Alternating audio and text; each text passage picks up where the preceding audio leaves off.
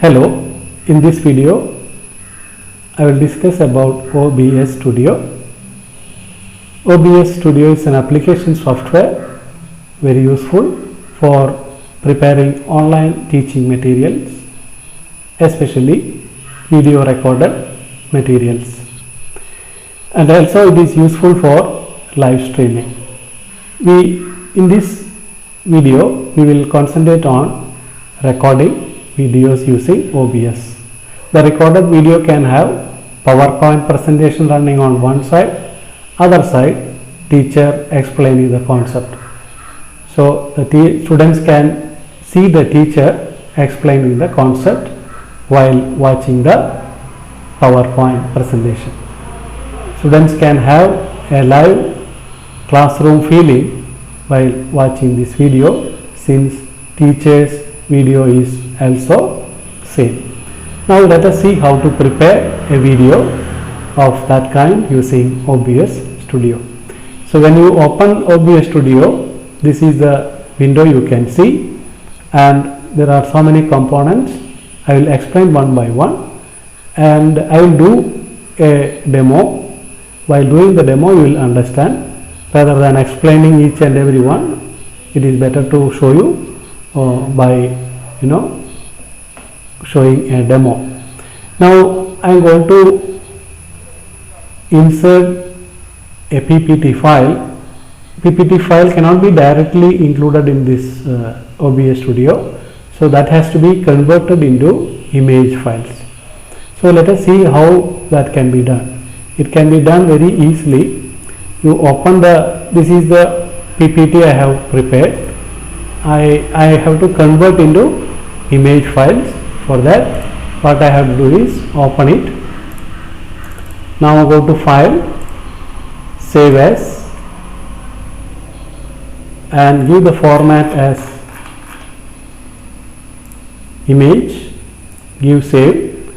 It is asking every slide. Yes, all the slides need to be converted into image, not just current slide. So I am pressing every slide. So a directory is created automatically, and all these slides will be kept there as image files. It is that easy to convert a PPT file into image files. Now you can see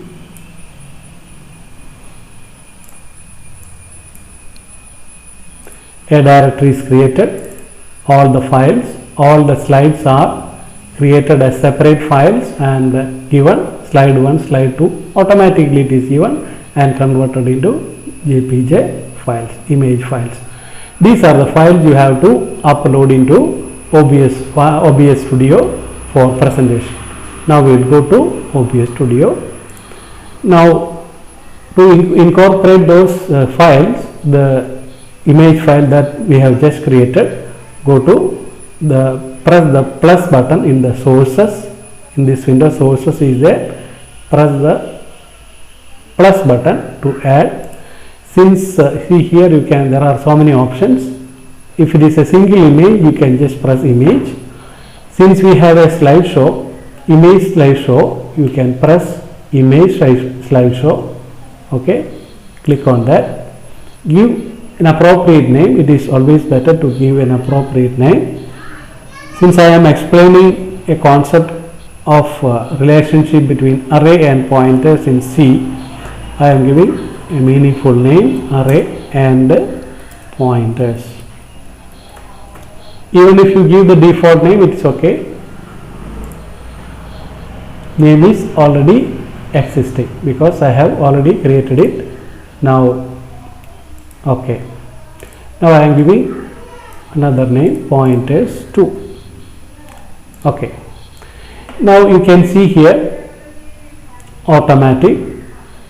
Automatic means each and every slide will be moving one after the other after a certain time. The time can be set. The movement will be automatic, and as per the time that you have set here, it will be moving. I don't want to do that. I want to control the slideshow manually. That means I want to take my own time to explain each and every slide. Perhaps different slides will have different concept. It may take different time for each and every slide, so it is better for selecting manual. When you select manual, you can see here, after selecting manual, you can add the slides here. So here you can add, click on plus, add files. Now just now we have created in the desktop, say folder DT, array pointer. In the array pointer, these are the, I am going to the directory to select the files, select all the files, press OK, give OK. Remember, your slide is in array and pointers 2. Now you are getting the screen image here. Resize according to your requirement, otherwise it will be going out of the screen. The students, the recording, it will not cover the complete recording. So resize the window, the image according to the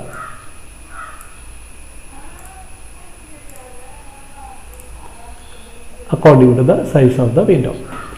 Now the PowerPoint presentation has to be moved one by one. For that, it is better to add hotkeys that can be done by giving settings. Select the image, go to settings, then there is hotkey. You can see here hotkey, and you see here array and pointers 2, and you can select any key to go to the next slide. For next slide, you can choose any key. So I want to select right arrow. I just press the right arrow.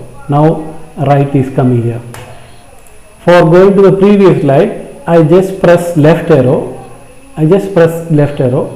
And it comes there.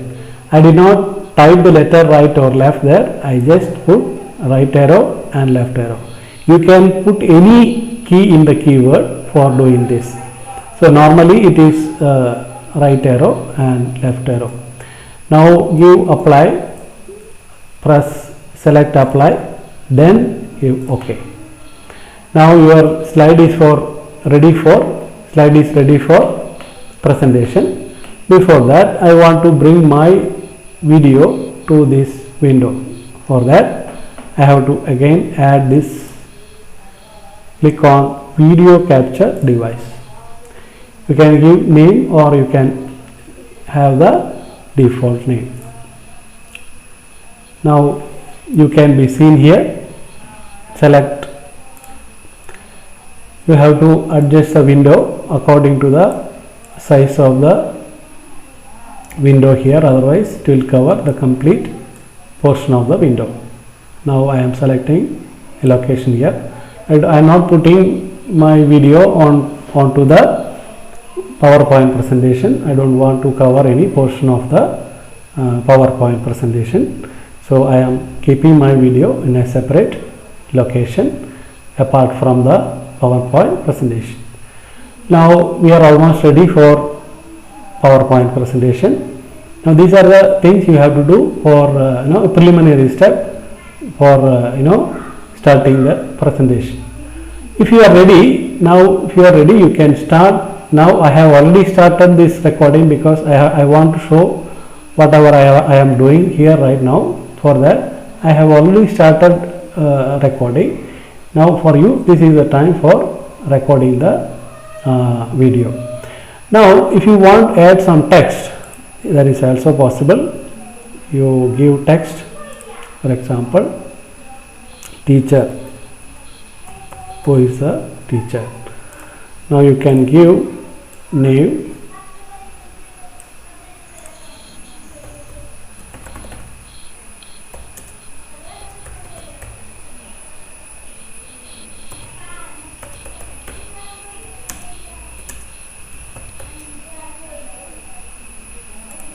So I have put some text there. it is come here. I am putting in a appropriate location, so your name will appear here. Now it has gone ulta. Okay, now keep it there. Your name is here.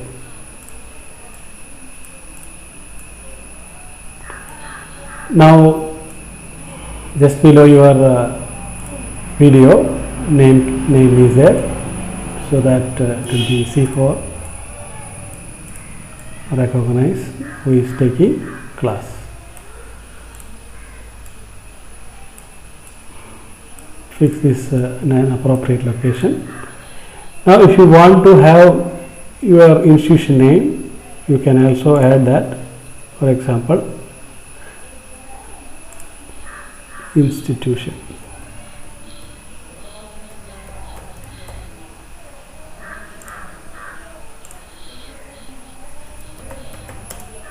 The Academy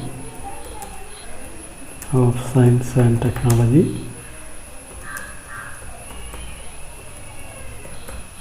Thrissur, and about the program, introductory,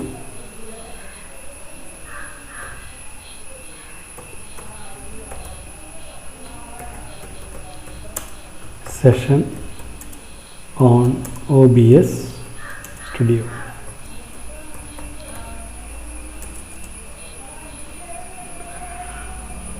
Now the text has come here. You have to again adjust the size of the text to fit into the video. If it goes outside the window, it will not be visible. You can bring it here. Suppose you want to scroll it, what you can do is press on the right button,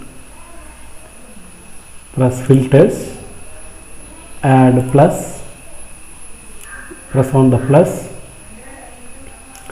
select scroll, give horizontal.